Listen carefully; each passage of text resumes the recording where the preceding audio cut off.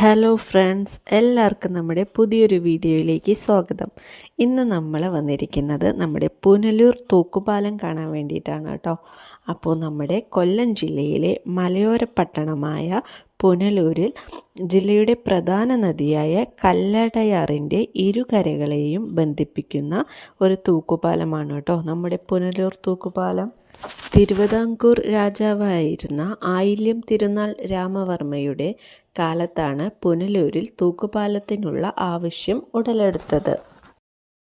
അന്ന് തിരുവിതാംകൂർ ദിവാൻ നാണുപിള്ള ആയിരുന്നു. അദ്ദേഹം ബ്രിട്ടീഷ് എഞ്ചിനീയർ ആയ ആൽബർട്ട് ഹെൻറിയെ തൂക്കുപാല നിർമ്മാണത്തിൻ്റെ മേൽനോട്ടം ഏൽപ്പിക്കുകയും 1871 പാലത്തിൻ്റെ നിർമ്മാണ പ്രവർത്തനങ്ങൾ ആരംഭിക്കുകയും ചെയ്തു. ഫ്രണ്ട്സ്, കല്ലടയാറിൻ്റെ ഇരുകരകളിലുമായി വളർന്നു വന്ന നമ്മുടെ പുനലൂർ പട്ടണത്തിൻ്റെ ചരിത്രനാൾ വഴികൾ സുപ്രധാന പങ്കുവഹിച്ച തൂക്കുപാലത്തിൻ്റെ നിർമ്മാണം തമിഴ്നാടുമായുള്ള വാണിജ്യ വ്യാപാര ബന്ധം ത്വരിതപ്പെടുത്തുന്നതിനുമായി വളരെയേറെ സഹായകമായി. ഫ്രണ്ട്സ്, ശാന്തമായിട്ട് ഒഴുകുന്നതായി തോന്നിപ്പിക്കുമെങ്കിലും പൊതുവെ നീരൊഴുക്കും അടിയൊഴുക്കും വളരെ കൂടുതലുള്ള നദിയാണ് കേട്ടോ നമ്മുടെ കല്ലടയാർ. അതിനാൽ തൂണുകളിൽ കെട്ടിപ്പടുക്കുന്ന സാധാരണ പാലം ഇവിടെ പ്രായോഗികമല്ല എന്ന് നിരവധി പരിശ്രമങ്ങളിലൂടെ ബോധ്യപ്പെടുകയും അതുവഴി തൂക്കുപാലം എന്ന ആശയത്തിലേക്ക് എത്തിച്ചേരുകയുമായിരുന്നു ഉണ്ടായത്.